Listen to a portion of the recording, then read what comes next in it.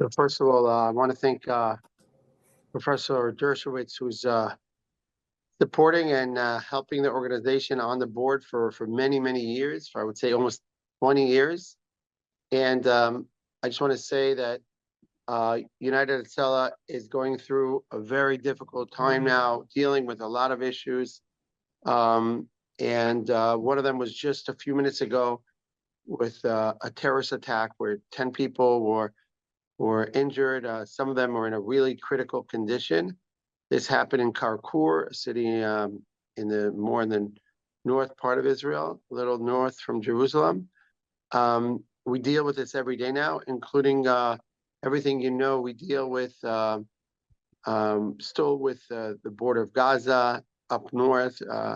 We're still in the midst of everything, and I'm going to give a longer briefing after Alan Dershowitz goes on, together with Erica Gerson. I just want to say that if it wasn't for people like you who are on the call, people who support United Hatzalah and enable us to do this, we weren't able to do this. But we reached our average response time. Average responses today is over 2,200 a day that we respond to emergency calls. 2,200. A lot of them are related to the situation of the war and the terror in Israel.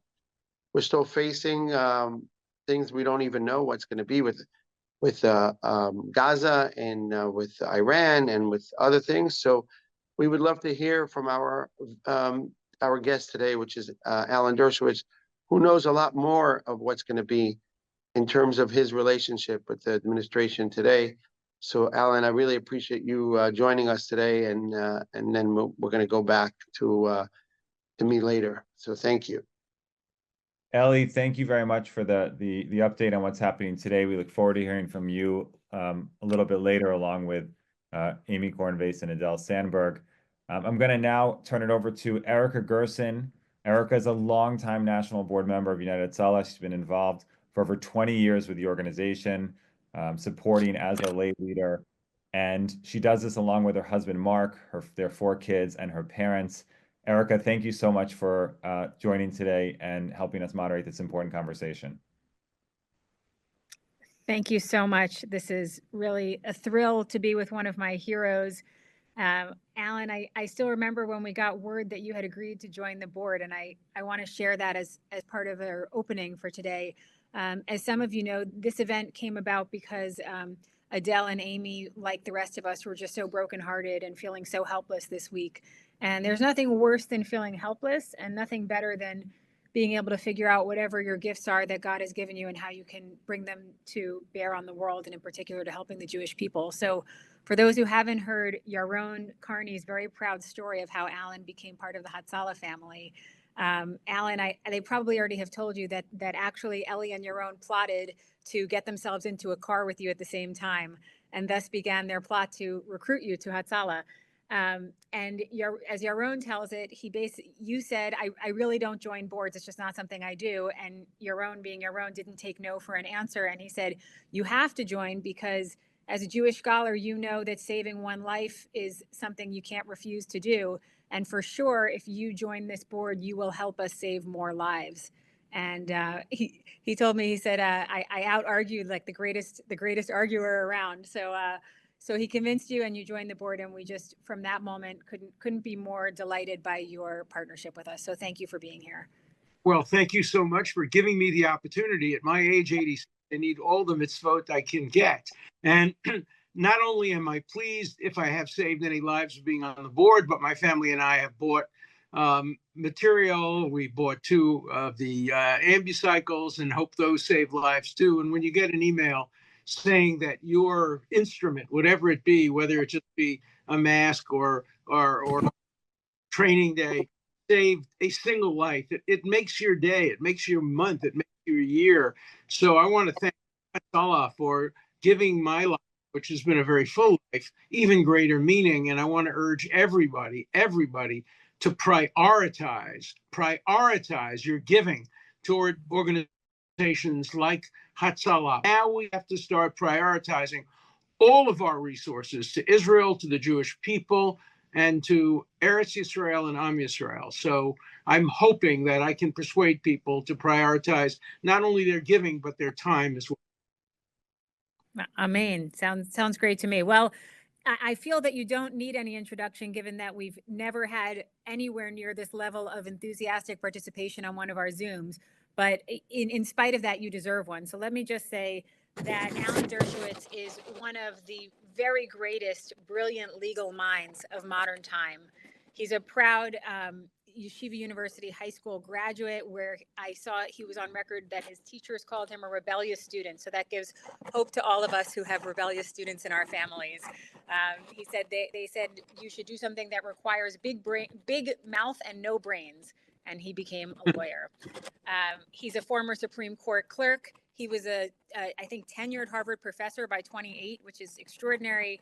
He has a tremendously accomplished career as a defense attorney, including many noteworthy cases. But what I found most noteworthy is that the majority of Alan's cases have been pro bono for things he really believes in. So you really are a model for all of us of what it looks like to step up and bring your gifts to bear on the world.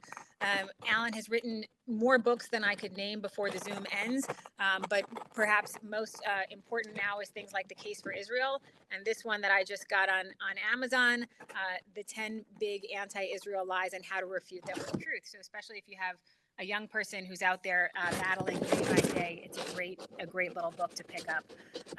So with that, I'm going to turn to the questions. The first one, I have to tell you that as soon as Trump dropped the shocker of a lifetime with his Gaza plan, I had several different people in my orbit saying, go listen to what Alan has to say. So you were on air right after, and then again the day after, telling a little bit about that. But share it with the people on this call. With all the talk about what's going to happen next in Gaza and the population there, what are your views overall? And then from a legal perspective, what is permissible under international law, or should I even be asking what is international law? Those are great questions. I want to start by saying that Hamas wins whenever it takes hostages, because it puts a moral country like Israel and moral people like the Jewish people into an impossible dilemma.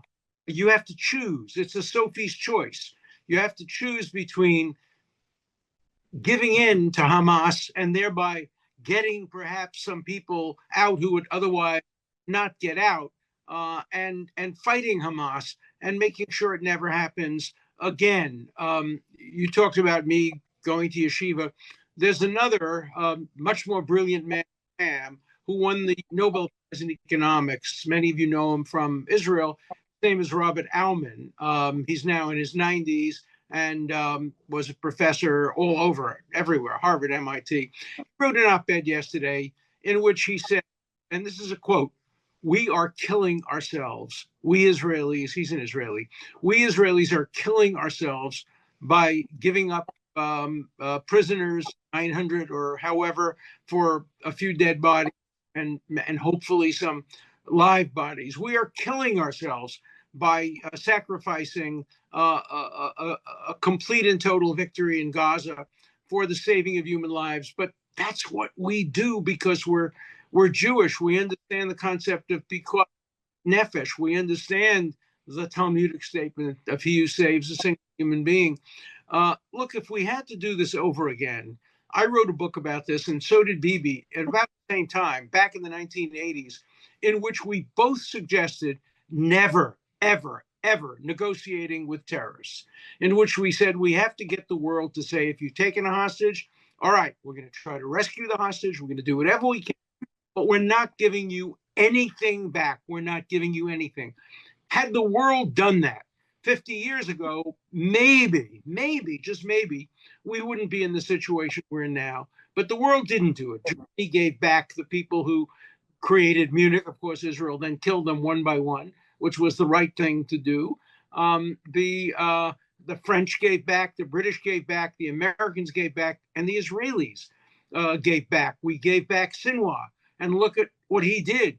So I'm not surprised that Professor Aumann, who won the Nobel Prize for his mathematical analysis of game theory, says that this is a tragic blunder, a tragic mistake give up national security in exchange for human beings. But I've been to Bibi and Sarah's house for a Shabbat dinner. I've been to their house many times, but I've had to walk through crowds of relatives of hostages crying and screaming and yelling. And you hear it when you're having dinner. You're trying to make Kiddush and you're hearing the cries. You can't not listen to them. So there is no good solution. And that's the position that Hamas has put Israel in.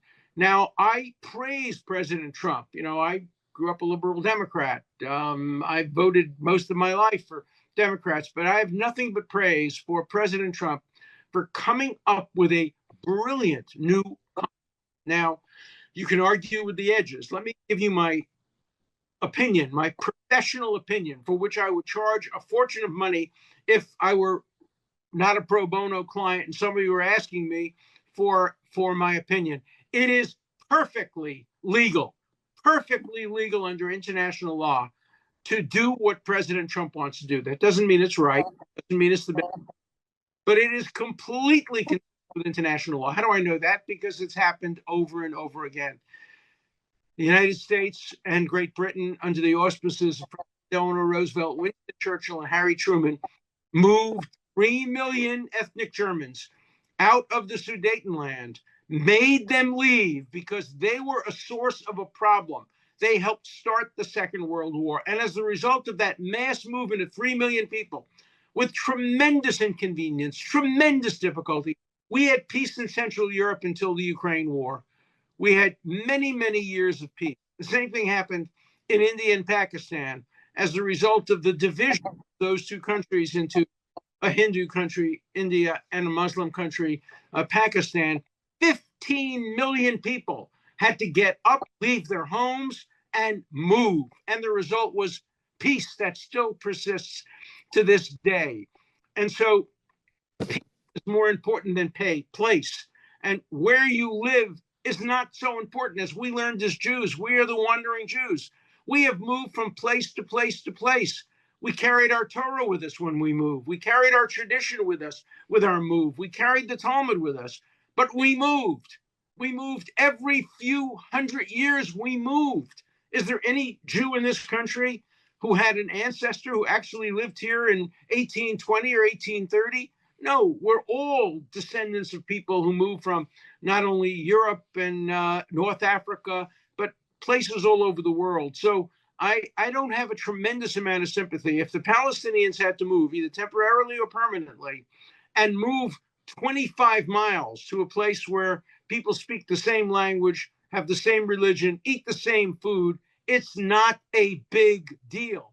If peace can be brought about by some innovative approaches that haven't been thought of. So thank you, President Trump. If you were my student at Harvard Law School, A+ for thinking creatively and innovatively. My best students didn't always give the right answers, but they always gave the most creative answers. And Donald Trump gets an A++ for creativity. And I'm hoping that he and the people who are working with him can bring about a resolution. Let me give you another possible resolution consistent with President Trump. It'll only take 1 second. Let's assume for a minute we move all the 1 million people from South Gaza to North Gaza for a year or 2 years. We destroy every tunnel. We fill every tunnel with unmovable concrete. We load it with electronics. Nobody can ever build another tunnel in the history of Gaza for the next 2,000 years.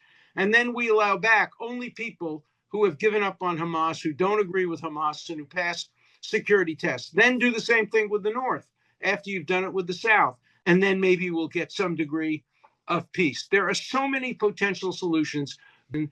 Today, we have to follow Hillel's admonition. If we are not for ourselves, who will be for me? We've been for others for many years, and we can still continue to work on the rights of others, but if not now, when? So we have to do it, and we have to do it firmly, and we have to do it with an assurance that there will be peace, not a recurrence of what's happened over and over and over again. Thank you. I give you an A+, and I think that is another very interesting, creative idea. Really gives us a lot to think about. the north and the south of Gaza. So just to wrap up the discussion of international law, the International Criminal Court, do we need to be concerned about them? Is there recourse? Should we just think it's noise? Is there reason to fight them? What do you think? Fight them. The Senate should pass a bill sanctioning the International Criminal Court. Look, I have been representing in an informal way people in the government who have been subject to arrest warrants. And so I dealt personally with the head of the International Criminal Court, the former head, the first head of the International Criminal Court, close friend of mine, Luis Ocampo, but I've been dealing with the current heads too. They made me a promise. They made me a promise that before they issued arrest warrants, they would travel to Israel. I made the arrangements, who they would meet with, what arguments they would hear, what documents they would see. And they were supposed to leave on Monday morning. On Sunday night, I got a call from the assistant to the head of the ICC saying, we've decided not to go. We're just going to issue the warrants. So they completely violated their trust, their promise. They are a criminal court. They are a court that encourages crime, just like the United Nations is a criminal organization. You know, if the United Nations weren't protected by international law, I could easily imagine a RICO case being brought against them. So much evil has come out of the General Assembly, particularly, and as well as the Security Council. Thank God for the American veto. But these international organizations process. And so, no, we can't ignore the International Criminal Court. We have to fight back. Now, Israel has to decide whether to file briefs, whether to allow me or others to argue, or whether to simply say, no, we don't accept. Thankfully, Germany has now said they invite Prime Minister Netanyahu to come and he'll be safe. I think other countries will follow. That will undercut the credibility of the International Criminal Court. We have to do that. There's the abolition of the International Criminal Court or a complete change in its membership and its attitude. The same thing is true of the International Court of Justice. The same thing is true of the Human Rights Council of the United Nations and all other international organizations like Amnesty International, like Doctors Without Borders. Doctors Without Borders have become doctors for Hamas. And the same thing has been true. I'm a member of Amnesty International. I no longer have any association with them. International organizations like that have become sources of anti-Semitism and anti-Zionism. I have a new book just finishing. I just actually finished it of the cover, and it's called Palestinianism, the newest attack on peace, human rights, and democracy. And it shows how this incredible focus only on Palestinians and only on Israel has destroyed human rights around the world. And so I'm hoping that this book will also, we're trying to print 1 million copies of this book as we printed 1 million copies of this other book and distribute them free to every college student in America who wants to learn the truth. Wow, you're incredible. I wish I had a quarter of your energy and fight. So a question, I have some other questions that I prepared, but one that came from the chat, and a reminder, you can put things into the Q&A, people who are on the call, regards the mask laws. I know especially here in New York, and they were just all masked up last night at Barnard, Columbia. What do you think of the anti-masking? Is that our most important tool in America legally to be fighting the insanity? Is there something else that we should be pushing forward? What are you most excited about on the legal front here in America? Well, a lot of things. First of all, we're not going to solve these problems legally. We have to solve them largely politically. The election of Trump, the election of shows that it's not enough to arrest a few people. It's not enough to expel 2 students from Barnard. There should be hundreds of students who were expelled from Barnard, including those who yesterday broke in wearing these masks. Anti-mask laws are completely constitutional if they're narrowly limited. They have to have exceptions if there are risks to the life of people, if there are risks to the health of people. But if somebody wears a mask simply to hide their identity from law enforcement, that could be and should be a crime. And that is an important weapon. Total and complete disclosure. Anybody who knows the name of anybody who has engaged in violence or anti-Semitic conduct we should have a central registry. We should publish the names. We should send them to every law firm, every banking firm, every firm we have. This is not McCarthyism. This is consistent with the transparency of the First Amendment. These are people who have voluntarily come out and put themselves in the public by blocking access of Jewish students. Yesterday, there was on video a Jewish student wearing a kippah saying, "I just want to go to class." And they said, "No, you cannot go to class because the students from Barnard won't let you go to class." We have a right to know who they are. They may have a right to express their views, but we have a right to criticize their views, and we have a right not to hire them. And if they're not American citizens and they're here on visas, we have the right to deport them. We have the right to decide who and when visitors to our country are allowed to engage in unlawful conduct. So we have to become more aggressive. We have to persuade Senator Charles Schumer to allow the Senate to pass this sanction bill against the International Criminal Court. And we have to pass legislation that's, when I used to come home from a Brooklyn Dodger game and tell my grandmother from Poland, Grandma, I'm so excited the Brooklyn Dodgers won. She would say, "Yeah, but was it good or bad for the Jews?" And question I find myself asking more and more, America will survive. Whether you like the current administration or not, we have a system of checks and balances. America will survive. The question is, will Israel survive? Will it thrive? Will the Jewish people in Europe survive the increasing anti-Semitism that extends from Australia to to Russia? We're seeing increases in anti-Semitism inexplicably because there's no basis for it, but it's there, and we have to fight it back at every turn. Speaking of America and our latest turns of events, a Gallup poll came out this week, a pretty disturbing poll that, for those who didn't see it, it now says there's a 50-point gap between the parties. So 83% of Republicans view Israel favorably and 33% of Democrats. You were until very recently a lifelong Democrat. Did you see this coming? Are you shocked? Any other reactions to this concerning poll?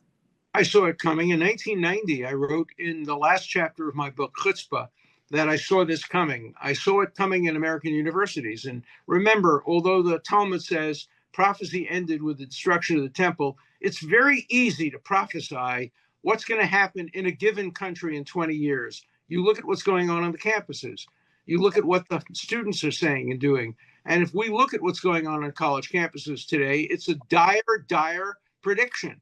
We're going to see the students who today are against Israel becoming members of Congress, becoming partners in Wall Street firms, becoming major lawyers, and becoming presidents of the United States. Tom Friedman, no friend of Israel, recently said that Joe Biden may have been the last pro-Israel Democrat ever nominated by the Democratic Party.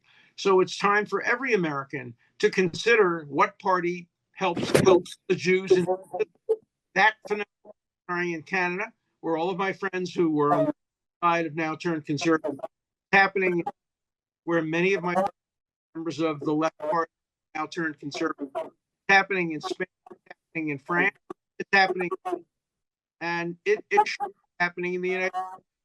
Jews have to begin to are too few of them, have dinner with President Trump, or I meet with President Trump. He always starts with the same question. I can tell you an interesting story about that. I was meeting with President Trump and the Emir of Qatar some years ago. And the first question he asked me in front of the Emir of Qatar is, "Why don't your people vote for me?" And first of all, I said, "Mr. President, I don't have any people. I, just have myself. I can't even get my family to vote the way I want them to." But there was no good answer. And I think we have to keep asking that question. What is in the interest of the Jewish people? And when I argue with my friends and my relatives who complain that I've been too defensive of Donald Trump, I defended him obviously on the floor of the Senate, I say it's not that we have differences, it's that we have different priorities. I place my priorities in favor of Israel, the Jewish people. I think their survival is at risk, not the survival of America. Our system of checks and balances will protect us against any domestic concerns. I am not concerned about the future of America. I am concerned about the future of Jews around the world and the future of the nation state of the Jewish people. Wow. Beautifully said. So we are our own worst enemies. And one reason I'm so supportive of Hatzalah and Eli Beer is because they are a Jewish organization that understands that you have to have a diversity of views and that you accept a diversity of views as long as you basically accept the notion that saving human lives is important. That's why it's so important to promote a united Hatzalah around the world. It stands for the best of what Israel stands for. Arabs and Jews working together, men and women, Haredim working together with secular people. Everybody works together. They have one goal: get there as quickly as possible and save a life. And if you've done that, you performed your mitzvah for the day, whether you're an Arab or a Jew or secular or a Haredi. Well, I couldn't have said any of that better. Alan, we're so grateful for your time, for your expertise. You are a beloved part of the United Hatzalah family. And if we all go through life and don't make any enemies and don't upset anyone, then we really haven't done our job speaking the truth. So I applaud you. The love goes both ways. I will do, when Ellie calls and starts a question, I always cut him off and I say, Ellie, don't bother to ask. The answer is yes. Now you can ask the question. But the answer is always, Ellie, have I ever go to Hatzalah? And I could say, I just want to say that, Erica, the story was that I met with Professor Alan Dershowitz at Shimon Peres's event in I think it was 20 years ago almost, and I asked him to join our board, and he said I don't join any board. So I said to him, if you join our board, I will save more lives. I guarantee that. And he couldn't answer. This is the best lawyer in the world. Could not answer that when I said that to him. Since then, we saved many, many lives. United Hatzalah, since its establishment, treated over 7.5 million people for free. We're the only organization operating in Israel totally for free, totally by volunteers. And I just want to show you something really incredible. I was traveling just a few days ago, and I was going through my phone. I found a picture that I couldn't stop crying when I saw this picture. Yolev Yehud, a volunteer of United Hatzalah, who lived in Nir Oz, which is a kibbutz that was destroyed by Hamas. Most of the people there either died or kidnapped, and the whole kibbutz was burnt down.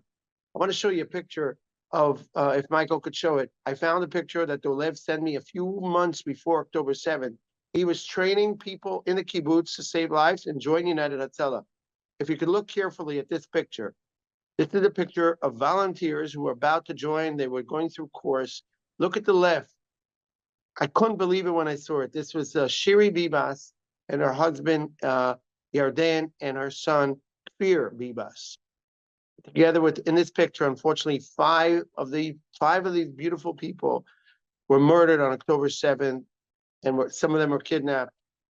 This is one kibbutz that we had training to have more volunteers, to train people for safety in their community.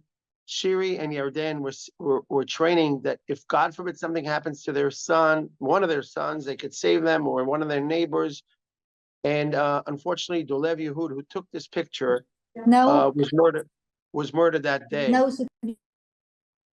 So the idea of United Hatzalah is actually now what we're going to do is, one of the things I am going to do is create another brigade of volunteers in the whole south of Israel, in the kibbutzim, in the yeshuvim. I want to go ahead and create a team of 300 volunteers, and we're going to call them the brigade of the Bibas Brigade. That's my idea of getting 300 new volunteers to join United Hatzalah. Some of these volunteers, unfortunately, are having a very, very difficult time. Just 2 weeks ago, one of our volunteers in Cholit, the kibbutz, committed suicide after having a very, very hard time coping with what he saw on October 7th and after. People are really having a hard time. So we want to redo our work in Hatzalah, have more volunteers there, train, and people moving in, new people moving in. A lot of people who live there are not going back. So this is one of the things of rebuilding our future in the south of Israel. And I really hope we're going to have a bright future very soon.